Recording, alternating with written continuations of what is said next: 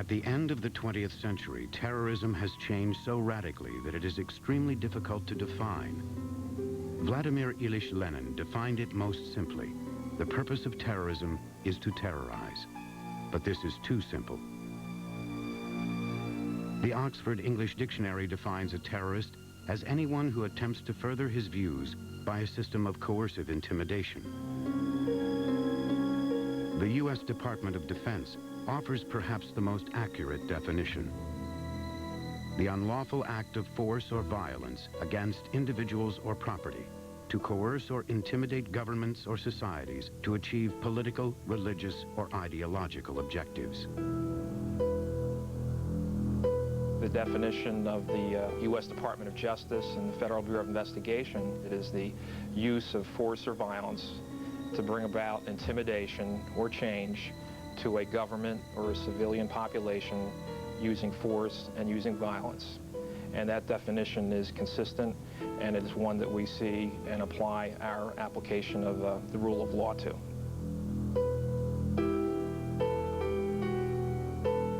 Over the course of history, terrorism has been the weapon of choice for many. The poor and desperate, tyrants to eliminate opposition and consolidate their power. Movements fighting to liberate their homeland from foreign rule. Political radicals and religious fanatics on a deadly mission to change society. But terrorism is not new. In every culture and every religion there has been terrorism. It is a worldwide and ancient phenomenon.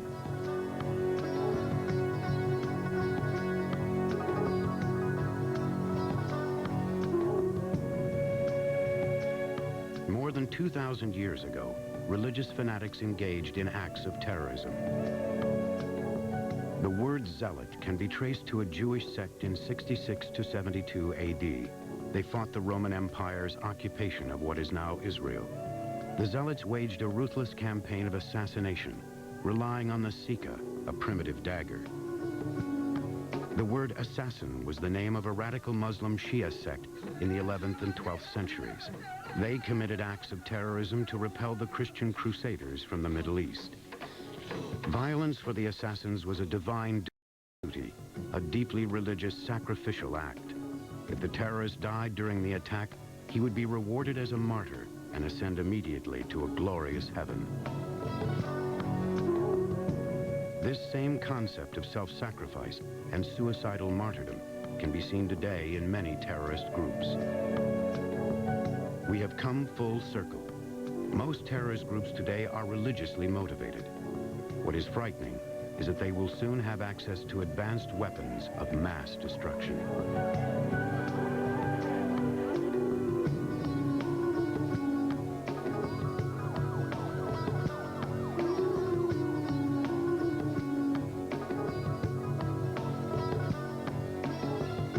We are now on the eve of a new period. A new period which is characterized, A, by a growth of fanaticism, and what's more important, by the much greater access to a few groups of people to means of mass destruction. In other words, a few people, perhaps in the near future, will be able to kill not dozens, not 300 people, but thousands, tens, and maybe hundreds of thousands. Where did it all begin? Who were the mentors of the 20th century terrorists? How did we arrive at this frightening juncture in history?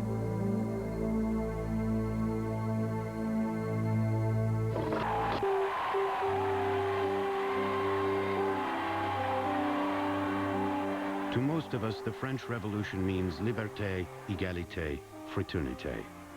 But there is another legacy, terror. It was then that the word terrorism was used for the first time. The concept of systematic intimidation began with the French Revolution in the late 18th century. Maximilien Robespierre and his Jacobean party controlled France for 2 years, 1793 and 1794, by brutally suppressing all opposition through terror. They were the first in modern times to use systematic violence to eliminate their enemies and totally dominate the entire population. Their example would be followed later by Lenin, Stalin, and Hitler. Robespierre was a fanatic, intolerant of all opposition. Those who opposed him were declared enemies of the people, who deserved nothing but death. He viewed terror as a moral crusade. Robespierre starts out as the embodiment of this notion of public safety, all-out commitment to save the revolution. It's sort of the defensive, pragmatic view of the terror. But then, in the course of those months, a different emphasis emerges. Robespierre becomes the advocate for the linkage of terror and virtue. There's a famous epigram that he pronounced. He said something like, virtue without terror is impotent. Terror without virtue is evil. Robespierre knew that the success of terrorism depends on the fear it creates. And because fear is essential, so is publicity. Robespierre made a spectacle of the beheading of Marie Antoinette and staged other public executions. There are 17,000 death sentences for what we would call either rebellion or political crimes of various kinds.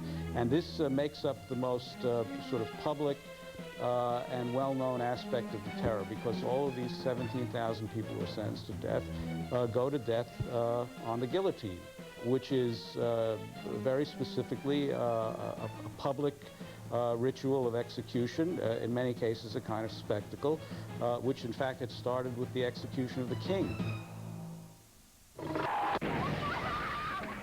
The guillotine, invented by Dr. Joseph Guillotin as a humane method of execution, became a chilling symbol of the French Revolution. During the Reign of Terror, in just 2 years, thousands of so-called traitors were guillotined, including peasants, workers, and aristocrats. Many more thousands were killed outside the tribunals, murdered by angry mobs. Others perished of disease and malnutrition in jails. Finally, the terror caught up with Robespierre himself. Political opponents arrested him and sentenced him to death. On July 28, 1794, he went to the guillotine.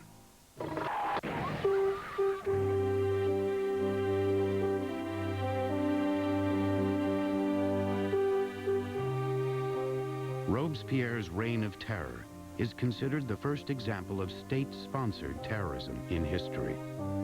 But it would not be the last. World justice. In the mid-1870s, Karl Marx described Russia as the France of the 19th century. And indeed, pre-revolutionary France and Russia shared striking parallels. The Tsar's rule was absolute and autocratic. The peasants were oppressed and lived in crushing poverty. They were forced to work in subhuman conditions with inadequate food supplies. Russia was ripe for revolution. It almost came in 1880. The Winter Palace at St. Petersburg, the lavish residence of Tsar Alexander II, the absolute ruler of Russia. It is here that the Tsar and his wife threw glittering parties for Russia's elite. One such party was underway on the night of February 5th, 1880. But one floor below, a sinister plot was unfolding. For the last few months, palace cabinetmaker Stefan Kulturin had been hoarding more than 100 pounds of explosives in the basement, below the palace's dining room. Upstairs, the merriment was already in full swing.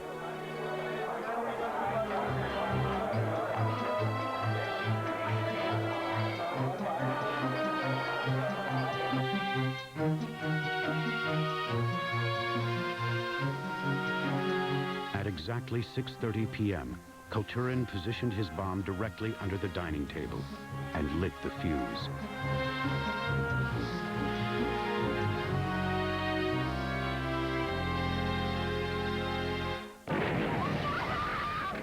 "11 guests were killed, 56 were severely wounded.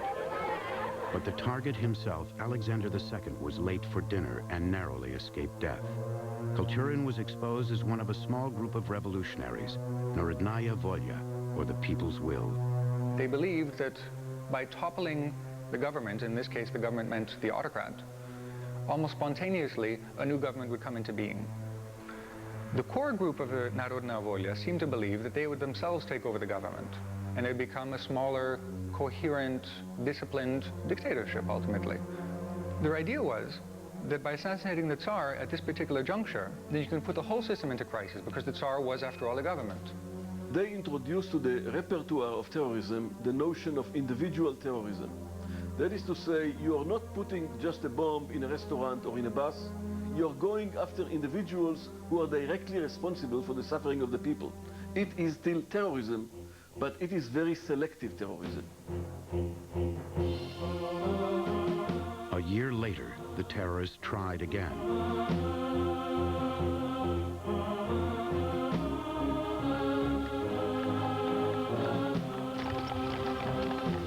March 1st, 1881. Alexander II was returning to his winter palace after attending a military parade. The convoy was a glittering testament to the Tsar's vast wealth and power. He was satisfied with a wave of recent army, court, and land reforms, and confident that Russia was moving in the right direction. The convoy approached the grounds of the palace, unaware of Ignatiy Grinevsky, a People's Will activist who waited by the roadside.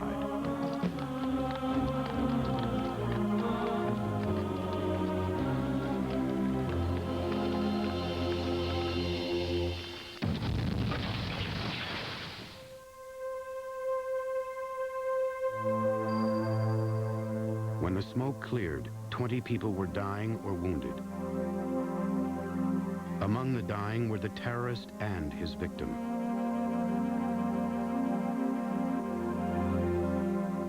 Three hours after he had left his palace, Tsar Alexander II was dead. The act of political terror shocked the royal family and thrust the nation into a state of turmoil. The zealots believed they had ignited a social revolution. For the most part, in the immediate terms, the assassination of Alexander II backfired. It had the opposite effect of what they would have expected. There was no revolution. Alexander III replaced his father as Tsar, and several months after the assassination, the ringleaders were executed before a crowd of 100,000 people. Despite the public executions, the anarchists of Narodna Volya were not discouraged.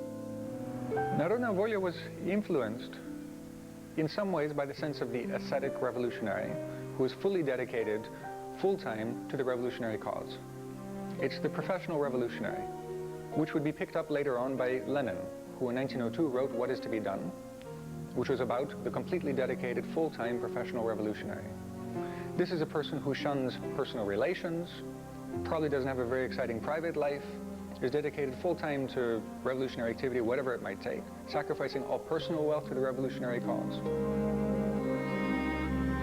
At the same time, there's a sense of martyrdom, and a sense that even if you're caught and even if you're executed, if anything, you've actually put yourself down in history and you've given yourself to a good cause. Historians know today that this generation was the generation of the first martyrs. In many respects, they introduced the idea of martyrdom and the idea of revolution to the consciousness and culture of Russia. Martyrs create a legend, and what is more importantly, they create a commitment in the next generation. You see it in Ireland, you see it in Russia, you see it everywhere. The people who survive feel that they are committed to the memory of their fallen members, of their friends. And this commitment is so strong that even if you don't have any chance of success, still the next generation would do it because they are bound by this blood. Members of the People's Will were believed to be the world's first revolutionary terrorists. They used terrorism to bring about political change, whereas Robespierre used it to eliminate opposition. Sergei Nechayev, born in 1847, became Russia's disciple of revolutionary terrorism. He would influence every terrorist that followed. The most important legacy of Nechayev was his Catechism of the Revolutionary. it would become the Bible of 20th century terrorists, from Lenin to Eldridge Cleaver to George Habash. Our task, Nechayev wrote, is terrible, total, universal, and merciless destruction. Only through terrorism could the revolutionary achieve his long-term strategic objective, to destroy every object, root, and branch, to annihilate all state traditions, orders, and classes. The people wanted freedom, or at least reforms. And if you happen to be, if you had the misfortune to be a citizen of the Tsarist Russia, there was no democracy. If you disagreed with the government, you could not vote, you could not make speeches, you could not write. The only possibility to express your dissent was throwing bombs, shooting. After the assassination of Tsar Alexander II, the People's Will tried to assassinate the Tsar's successor, Alexander III. They failed, and all the terrorists were hanged. Anarchist terrorism would dominate the headlines for the rest of the 19th century and well into the 20th. In the years between 1890 and 1908, anarchists murdered Empress Elizabeth of Austria-Hungary, King Umberto of Italy, and King Carlos I of Portugal. A wave of anarchists drifted into the United States between 1890 and 1910 during the enormous influx of immigrants from Eastern Europe and Southern Italy. Americans saw them as a threat to democracy, stability, and their way of life. The anarchists spread terror by setting off a series of bombs on Wall Street, the bastion of American capitalism. They called it propaganda by deed. Throwing a bomb was propaganda by deed. Why? Because people would hear about it, would get frightened, would ask, why do these people do these things? So that was the second kind of terrorism, quite different from the one inside dictatorships such as Russia. In 1901, President William McKinley of the United States was assassinated by an anarchist who had recently emigrated from Hungary. Anarchist anti-government activity triggered a backlash against immigrants in the United States.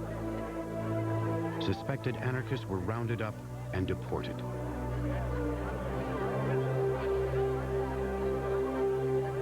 The anarchists never succeeded in bringing down a government, but in 1914, one act of terror changed the course of history: the assassination of Archduke Ferdinand and his wife at Sarajevo.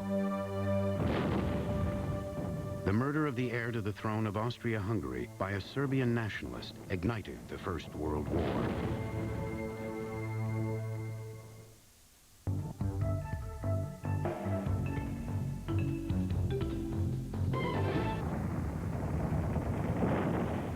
For 4 years, from 1914 to 1918, Europe was torn apart by the First World War.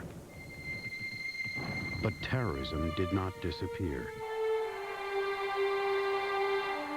The Russian Revolution in 1917 began with sporadic acts of violence, which ultimately developed into a well-orchestrated campaign of terror. Terrorism found a new master who pushed it to new heights. His name, Vladimir Ilyich Lenin, also known as the Red Prince of Terror. Lenin was the father of 20th century terrorism. One of the things that we find in terrorist movements, especially among educated leaders, is that they read the books and try to learn from the memories and experience of other terrorist organizations. Lenin was a passionate student of both Robespierre and Nechayev. He considered Nechayev a genius with a special talent for organization, and he paid homage to Robespierre.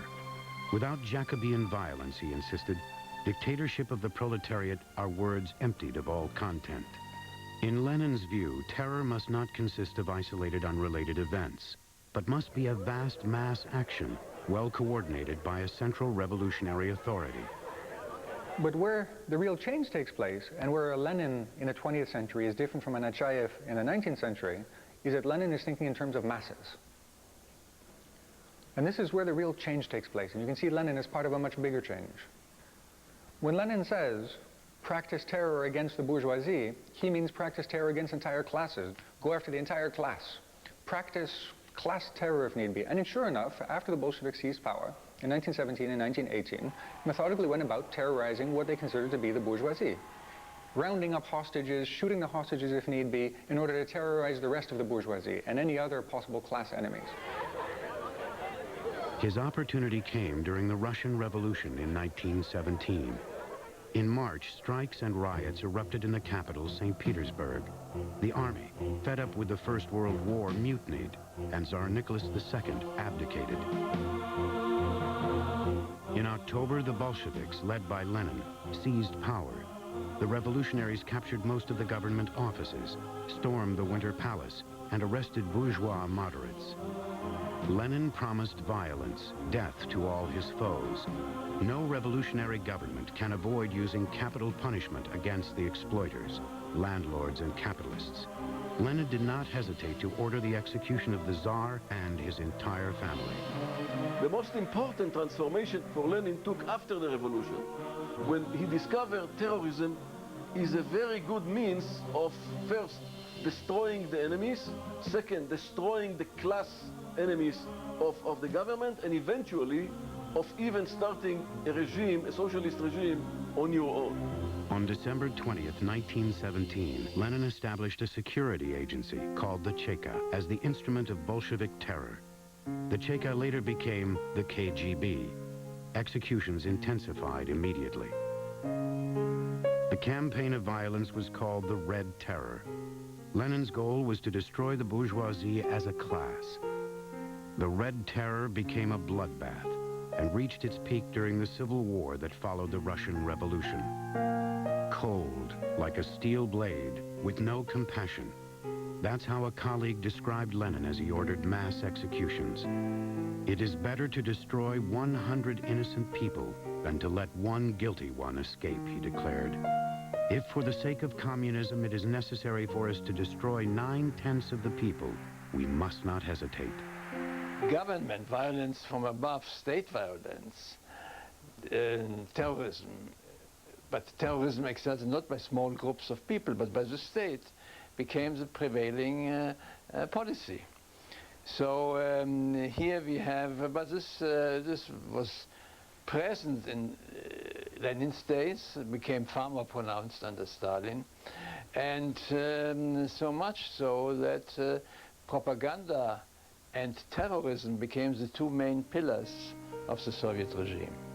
In 1922, the Bolsheviks defeated the counter-revolutionaries. Lenin created a law legitimizing terror. Then he suffered a stroke. A year later, on January 24th, 1924, he died. But there would be no respite from the terror. We know for a fact that all the terrorism that was later on used by Stalin was initiated by Lenin. Stalin, with his paranoia, expanded. He made terrorism a fact of life of every Russian. But many of the asylums, the concentration camps, and also the execution of class enemies were introduced by Vladimir Ilyich Lenin. Lenin's successor was the brutal, ruthless, paranoid Joseph Stalin. During his rule, the terror would reach new heights. World. Far away from the desolate, barren steppes of Russia, the Emerald Isle, Ireland, was ruled by Britain. Each generation in Ireland had seen assassinations, bombings, and uprisings, all aimed at achieving independence. Early in the 20th century, Irish nationalists openly proclaimed the Sinn Féin party. Sinn Féin is the Gaelic phrase for we ourselves. The secret military wing of Sinn Féin was organized as the Irish Republican Army, or IRA. During the First World War, the IRA launched an intensive terrorist campaign against the British. In 1914, the First World War raged in Europe. The British, at war with Germany, had no time for the Irish problem.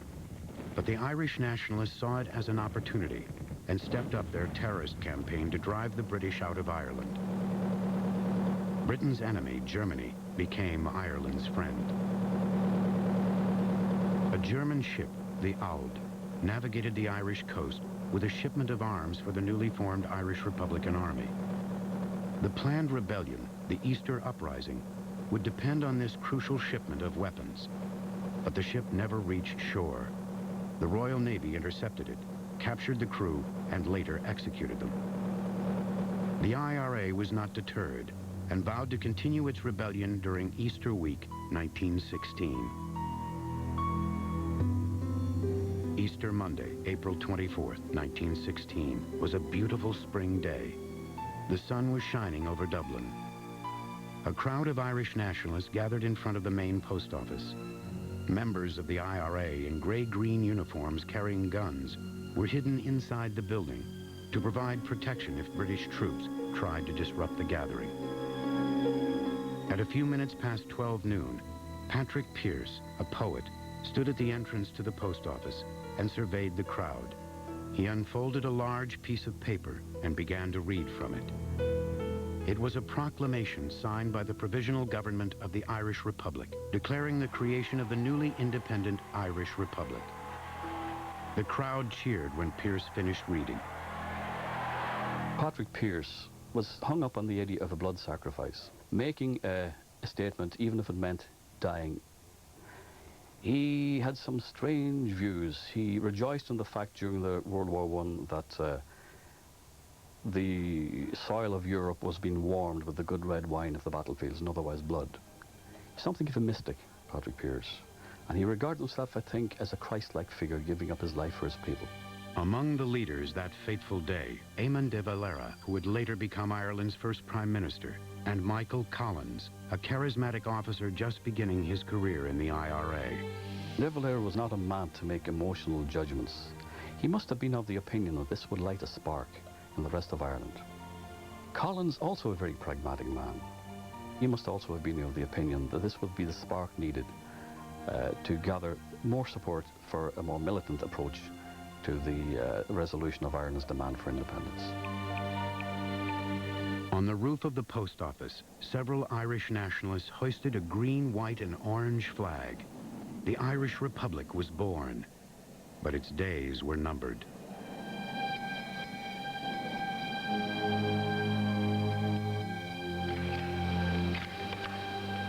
Around the city of Dublin, 1,500 men of the Irish Republican Army, the IRA, and its young commander Michael Collins prepared for the worst.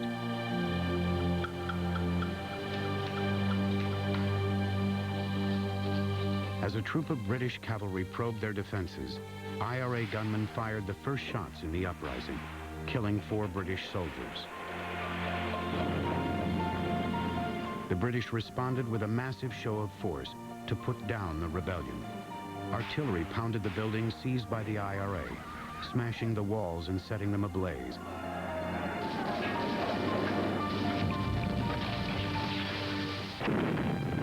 HMS Helga, a British gunboat, was brought in, and its huge cannon shells rained on Dublin, causing widespread destruction. Acrid black smoke hung over the city as fierce battles raged between British troops and the IRA. By Thursday, the post office and many other buildings were burning. Under the heavy British artillery and crossfire, the IRA's fighting units were isolated and in disarray. Each unit fought for its own survival. The roar of artillery shells and heavy machine guns was deafening. By noon on Saturday, April the 29th, without any hope of turning the battle around, the rebels decided to surrender. The British demanded an unconditional surrender, and the IRA complied. On Saturday afternoon, April 29th, with Dublin still burning, the rebels were taken away by British soldiers and thrown in prison. The 1916 uprising can be described as the triumph. Militarily, it was a fiasco. Only about 1,500 people were involved. However, the Crown forces in turn are imprisoned approximately 2,500 to 3,000 people, some of whom have no connection with it whatsoever. So that tended to turn public opinion against the Crown. That was where they really made their major diplomatic and political mistake. To crush the spirit of the fledgling militant Irish Republic, the British imposed harsh restrictions on the movement of all the citizens. Secretly, the leaders of the rebellion were brought before military tribunals, found guilty, and sentenced to death. All were held in Dublin's Kilmainham prison.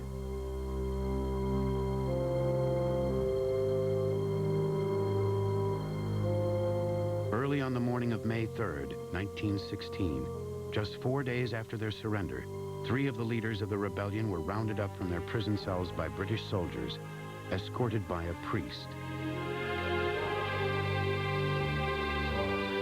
They walked silently to the execution yard.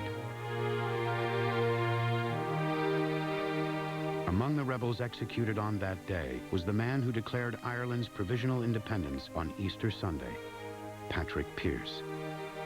13 others were executed over a period of 5 days. Eamon de Valera escaped with his life. Eamon de Valera, who later became the president of Ireland and was one of the leaders of the Rising, the 1916 Rising, was born on 42nd Street, I believe, where the Chrysler building is at the moment. That was his home. In fact, being an American citizen saved him from execution after he was captured when the Rising was defeated by the British. Britain's brutal measures backfired and stirred Irish nationalism.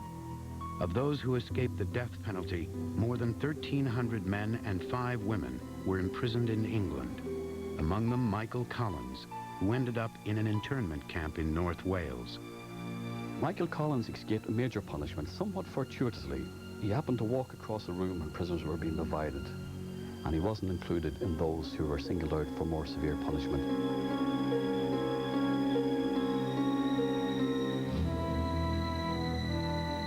In prison, Collins forged friendships with prisoners, sharing his goal of Irish independence. Having failed against the British military, he recruited loyal revolutionaries to wage a new clandestine war, a war of surprise and stealth, which he called selective terrorism.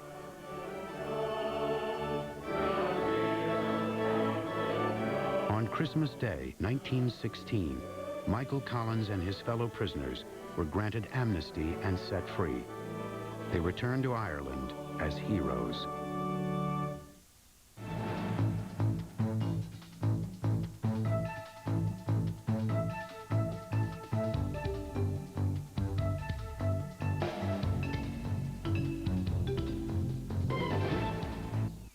Before launching his campaign of selective terrorism against Britain, Michael Collins hides in a Dublin flat to study why previous Irish uprisings failed. He came to the conclusion that the IRA needed a first-class intelligence service.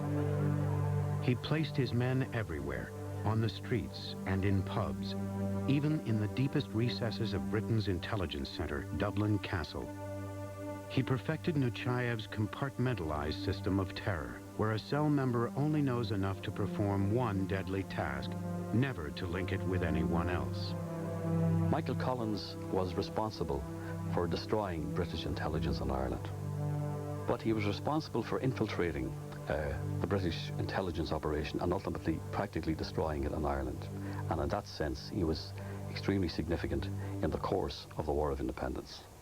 He had his own group within Dublin who were responsible for assassinating key figures of the British intelligence establishment, and this they did very successfully.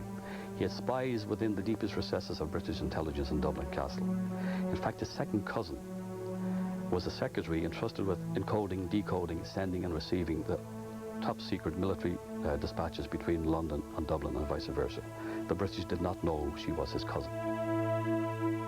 On January 21st, 1919, Michael Collins launched his campaign of terror.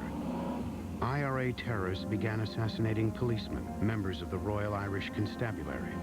They bombed police barracks, ambushed British soldiers, and destroyed property of the English and Irish sympathizers with English rule.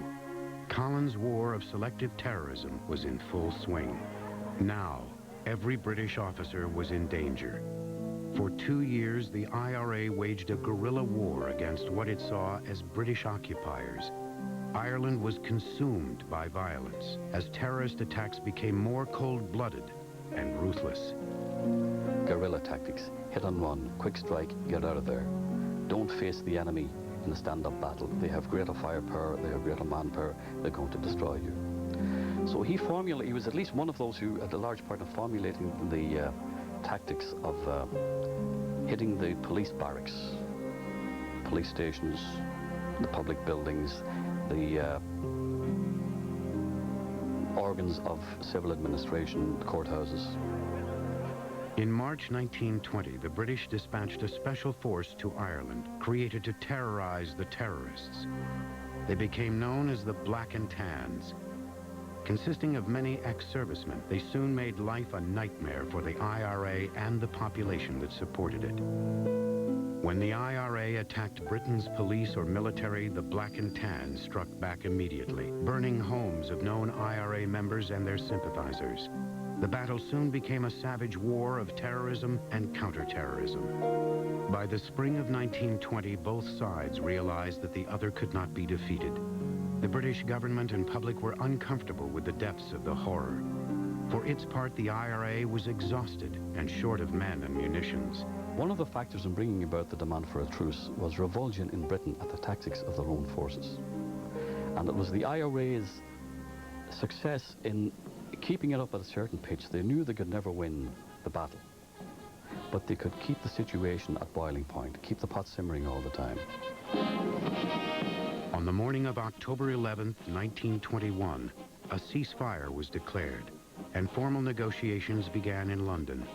Michael Collins led the Irish delegation.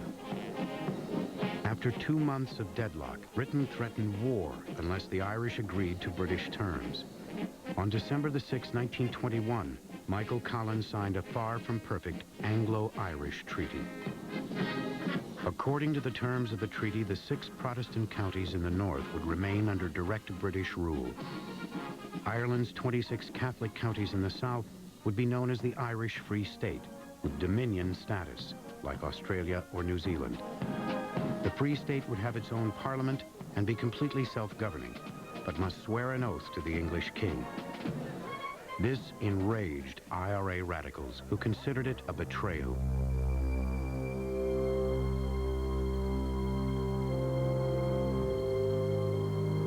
The Battle of Ireland had taken a tragic toll. In just 18 months, more than 500 soldiers and policemen, 700 IRA volunteers, and 700 civilians lost their lives.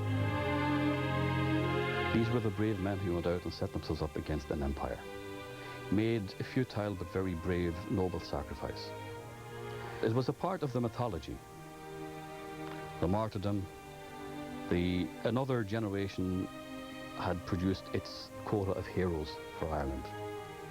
The proclamation of 1916 is one which is read at practically every Republican commemorative gathering over the gravesides of the people who died in 1916 and through the war of 1919 to 1921, and over the gravesides of those who have died since in Republican activities. Michael Collins was a deeply troubled man. The terrorist had become a peacemaker. To one friend at the time of the treaty, he wrote a chilling prophecy.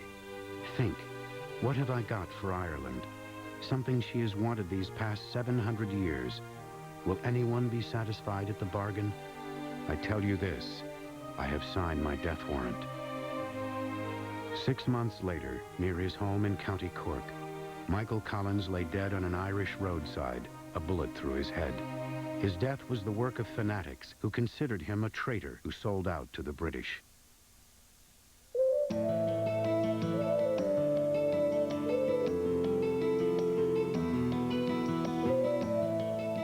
Tens of thousands of men, women, and children waited in line to pay their respects as Michael Collins lay in state in the City Hall beside Dublin Castle.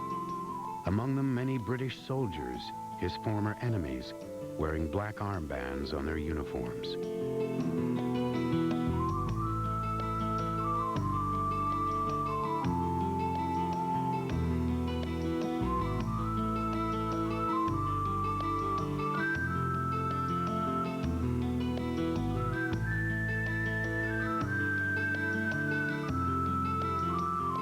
As a child, My mother, who was a niece of Michael Collins, she didn't talk much about him when we were children because her memories of him were too sad. In his short life, he became synonymous with the struggle for independence from the British in Ireland. But he was written out of Irish history for a long number of years, and people didn't talk about him openly. And it's only in the last 10 years at most that Collins has become respectable, I suppose, to talk about openly. Michael Collins was a multifaceted man. As a guerrilla leader, he conducted an effective campaign of selective terrorism and founded the Irish Republican Army. As a political leader, he drafted the Constitution of the Irish Free State. Ireland's sovereign independence was forged in blood, and the role of terrorism cannot be underestimated. But this would not be the end of terrorism in Ireland or elsewhere. Soon, Irish nationalists would be fighting among themselves, with the Irish Free State pitted against the extremist wing of the IRA, which opposed the agreement with Britain. Terrorism began anew with a familiar round of bombings, assassinations, and arson. The IRA went underground and was outlawed by the Irish Free State in 1931. It would resurface in the 1960s. The legend of Michael Collins would live on as an inspiration to future anti-colonial rebels. Following the Second World War, revolutionaries in Palestine, Kenya, and Algeria would study IRA tactics and use terrorism to achieve their goal of independence.